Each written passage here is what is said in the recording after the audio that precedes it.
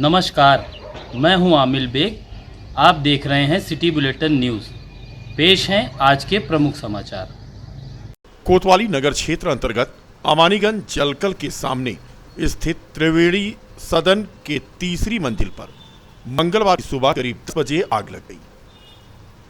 विकास प्राधिकरण द्वारा निर्मित इस बिल्डिंग में कई दुकानें और मल्टी लेवल पार्किंग भी है, साथ ही लोगों के ठहरने के इंतजाम भी।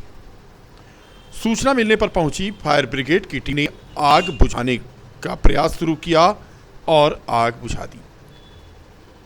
माना जा रहा है कि एसी के वायर में शॉर्ट सर्किट के चलते यहां आग लगी। मौके पर कोतवाली नगर की पुलिस और फायर ब्रिगेड के कर्मचारी पहुंचे। तेज हवाओं के चलते आग बुझाने में परेशानी का सामना करना पड़ा।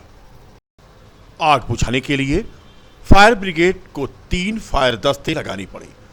चारों तरफ से दरवाजा बंद होने के कारण दरवाजा तोड़कर फायर ब्रिगेड की टीम को एंट्री लेनी पड़ी। इस घटना में किसी की जान माल का नुकसान नहीं हुआ है। कड़ी मशक्कत के बाद आग पर काबू पा लिया गया। मौके पर पहुंचे अयोध्या विकास प्राधिकरण के सचिव सत्येंद्र सिंह ने बताया कि आज सुबह 10 बजे के बाद अयोध्या के रामपथ पर बनी मल्टी कॉम्प्लेक्स के तीसरी मंजिल में आग लग गई। त्रिवेणी सदन की बिल्डिंग को अयोध्या विकास प्राधिकरण ने बनवाया है।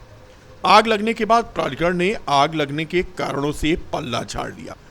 उन्होंने बताया कि सुख सागर संस्था इसका संचालन कर रही है। सारी एनओसी के साथ बिल्डिंग बनाई गई थी। अब सुख सागर के संचालन में लापरवाही पाई गई, जांच के बाद कार्रवाई की जाएगी। वहीं मुख्य अग्निशमन अधिकारी महेंद्र प्रताप ने बताया कि सदन की तीसरी मंजिल के डॉर्मेट्री एरिया में आग लगी है। फायर ब्रिगेड के कर्मचारियों को आग बुझाने के लिए भीतर घुसना पड़ा है। इससे पता चला है कि लापरवाही बरती गई है। अग्निशमन के 3 दस्ते आग बुझाने में लगाए गए और वो आखिर में आग पर काबू पाए। जैसे सूचना प्राप्त होते हम लोगों ने मौके पे 3 गाड़ियां रवाना की। मौके पर पहुंचकर देखा कि जो आग है 3rd फ्लोर पे थी, तो तुरंत अपना एक्शन लिया गया। तो एक्शन लेने में देखा गया कि दरवाजे वगैरह लॉक थे। 3rd फ्लोर पे इनका डॉर्मेट्री एरिया था, जिसमें मैट्रेस वगैरह इस तरह का जो सिंथेटिक मटेरियल है वो भरा हुआ था। तो निश्चित है इस तरह का सामान जिसमें आग जल्दी पकड़ता है और धुआं भी ब्लैक स्मोक निकलता है। तो फोर्सफुल एंट्री लेके हम लोगों ने आग बुझाना शुरू किया है, जो कि अभी आग बुझाना लगभग जारी है। क्या थोड़ी देर में हम पूरा कंट्रोल कर लेंगे। अभी अंडर कंट्रोल है, पर थोड़ी देर में हम पूरी तरह काबू पा लेंगे। लापरवाही भी की गई है निश्चित रूप से। जब दरवाजे वैसे जिले के पूरा करंदर थाना क्षेत्र के मसौदा इलाके में केएम शुगर मिल में एक ओवरहेड पानी की टंकी मंगलवार की दोपहर गिर गई, जिसके नीचे दबकर एक मजदूर की मौत हो गई, जबकि 2 अन्य मजदूर गंभीर रूप से घायल हो गए। सीओ अयोध्या ने बताया कि पूरा करंदर थाना क्षेत्र के मसौदा इलाके के केएम शुगर मिल में करीब 40,000 लीटर क्षमता वाली पानी की टंकी अचानक टूट गई और कुछ ही मिनट में पूरा ढांचा जमीन पर आकर गिर गया। उन्होंने बताया कि इससे यहां काम कर रहे 3 मजदूर इसकी चपेट में आ गए। उप जिलाधिकारी सदर विकासधर दुबे के मुताबिक इस हादसे में प्रवेश रावत उम्र 40 वर्ष नाम के मजदूर की मौत हो गई है, जबकि नंद कुमार पांडे उम्र 46 वर्ष और विनोद कुमार उम्र लगभग 30 वर्ष गंभीर रूप से घायल हो गए। उन्होंने बताया कि घायलों को जिला अस्पताल में भर्ती कराया गया है। पुलिस पूरे मामले की जांच कर रही है। ये मसौदा चीनी मिल, वहाँ पे पानी की टंकी थी। आज लगभग सुबह 10 बजे वो पानी की टंकी गिर गई, जिसके तहत 3 हमारे कर्मचारी जो है चीनी मिल के कर्मचारी वो घायल हो गए, जिसमें एक की मृत्यु हो गई है और 2 घायल हैं। घायलों का इलाज चल रहा है। घायल मतलब खतरे से बाहर है और उनको बेटर ट्रीटमेंट के लिए हम आगे ले जाने की ज़रूरत पड़ेगी तो ले जाएंगे। नहीं, ऐसी स्थिति अभी है नहीं। स्थित मसौदा चीनी मिल में सवेरे लगभग 10 बजे पानी की टंकी गिरने से कुछ लोग उसमें दब गए थे। इसमें से एक मजदूर की जो है मृत्यु हो गई है। बाकी 2 लोग हैं वो घायल हैं, इलाजरत हैं। घायल जो है खतरे से बाहर है। बाकी का ट्रीटमेंट चल रहा है। किसी को रिफर वगैरह में कोई अभी डॉक्टर साहब से बात हुई है। अभी किसी को रेफर करने की स्थिति नहीं आई है। जो दोनों हैं जो इलाजरत हैं वो अभी खतरे से बाहर बताए जा रहे हैं। कोतवाली नगर अंतर्गत जमुनिया बाग स्थित एलजी चैम्बर में कमला ट्रेडर्स की दुकान में भीषण आग लग गई। घटना सुबह लगभग 7 बजे की है। सूचना मिलने पर पहुंची फायर ब्रिगेड की टीम ने आग पर काबू पाया। शहर के रामनगर स्थित नील विहार कॉलोनी निवासी दुकान मालिक राजेंद्र आहूजा ने बताया कि दुकान में करीब 30 से 40 लाख रुपए का रेडीमेड कपड़ा और अन्य सामान जल गया। नगर कोतवाल अश्विनी पांडे ने बताया कि फायर ब्रिगेड ने आग पर काबू पा लिया, जिससे मार्केट में अन्य दुकानें जलने से बच गईं। किसी प्रकार की जनहानि नहीं हुई है। संभावना है कि आग शॉर्ट सर्किट की वजह से लगी है। फिलहाल तड़के लगी आग में रेडीमेड की दुकान का लाखों का कपड़ा जलकर खाक हो गया। फायर ब्रिगेड मौके पर पहुंचकर आग बुझा दी। मेरे भाई की दुकान है कमला ट्रेडर्स के नाम से, रेडीमेड गारमेंट की होलसेल की दुकान है। और ये सुबह को 7 बजे फ़ोन आया लगभग कि इनमें आग लगी हुई है। तो जब आए तो फायर ब्रिगेड को भी बुलाया गया और आग बुझाने का काम शुरू हुआ। अभी जो बाहर से देखने में लग रहा है लगभग 35 से 40 लाख का नुकसान हुआ है। शॉर्ट सर्किट से ही? हाँ, शॉर्ट सर्किट से बताया जा रहा है कि शॉर्ट सर्किट से नुकसान हुआ है। तो अभी आग बुझ चुकी है?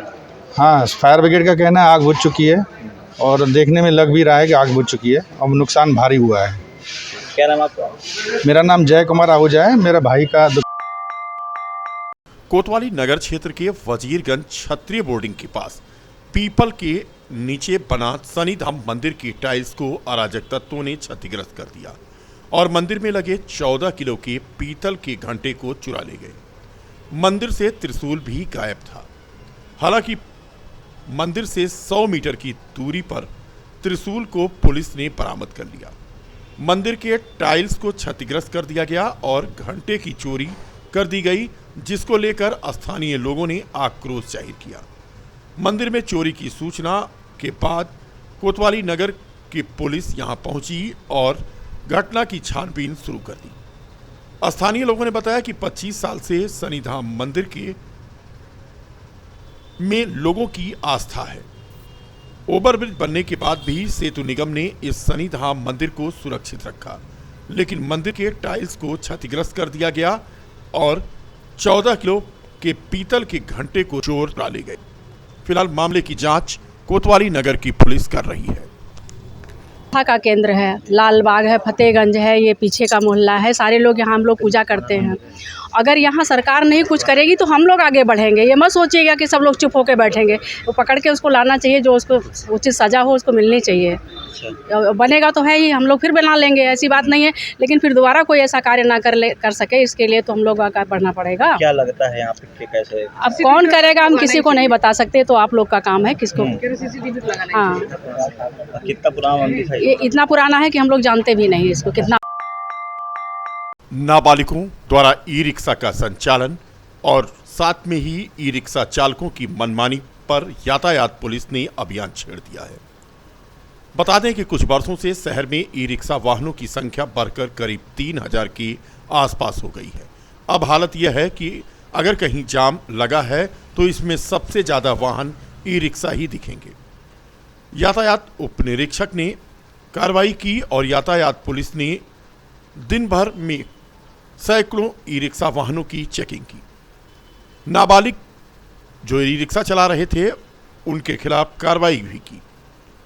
बता दें कि ई रिक्शा चालकों का इतना खौफ है कि रोक टोक के बाद भी वो कहीं भी लेकर ई रिक्शा चले जाते हैं। किसी भी गली में घुसकर गली को जाम कर देते हैं, वाहनों को आड़ा तिरछा खड़ा करते हैं और सवारी कहीं भी बिठा देते हैं और कहीं भी उतार देते हैं। नो पार्किंग जोन में भी वाहन खड़ा करना अब आम बात हो गई है। फिलहाल यातायात पुलिस की नजर अब इन पर टेढ़ी है। लघु सिंचाई विभाग द्वारा मुख्यमंत्री लघु सिंचाई योजना के तहत बीते वित्तीय वर्ष 2024-25 में लाभान्वित हुए किसानों के बीच मंगलवार को विभाग के सहायक अभियंता रंजीत कुमार गिरी पहुंचे तो योजना के तहत क्रियान्वित किए गए कार्य से सहमत दिखाई दिए। बीकापुर की ग्राम पंचायत पातुपुर में एक संगोष्ठी में लाभान्वित कृषकों से उन्होंने संवाद स्थापित किया। उन्होंने सरकार द्वारा लघु सिंचाई योजना की तकनीकी जानकारी साझा की। लाभान्वित होने वाले किसानों का फीडबैक भी उन्होंने प्राप्त किया। उन्होंने जानकारी दी कि योजना के तहत किसानों को सामान्य तथा अनुसूचित वर्ग में लाभान्वित किया गया है। जिले में लगातार चल रही विद्युत कर्मियों का आंदोलन 111वें दिन भी जारी रहा। विद्युत वितरण खंड द्वितीय में तैनात कर्मचारी सहायक लिपिक अजय सोनकर सहित सभी विद्युत कर्मचारियों ने निजीकरण और निविदा संविदा कर्मचारियों का वेतन माह फरवरी तक नहीं मिलने के विरोध में एक स्वर से प्रदर्शन किया और कहा कि सरकार जब तक निजीकरण की प्रक्रिया को समाप्त करने की घोषणा नहीं करेगी तब तक ये आंदोलन अनवरत जारी रहेगा।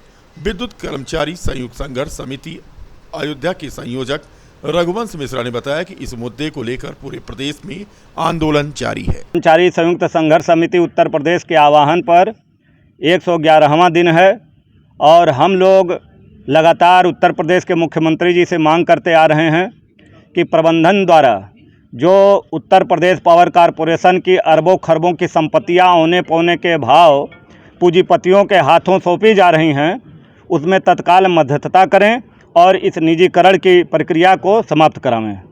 क्योंकि हमारे बिजली कर्मचारी इंजीनियर सभी पूरे मनोयोग के साथ पूरे उत्तर प्रदेश पावर कॉरपोरेशन के अंतर्गत राजस्व वृद्धि के लिए, लाइन मेंटेनेंस के लिए, उपभोक्ताओं को बेहतर सेवा देने के लिए कटिबद्ध हैं। और जैसा कि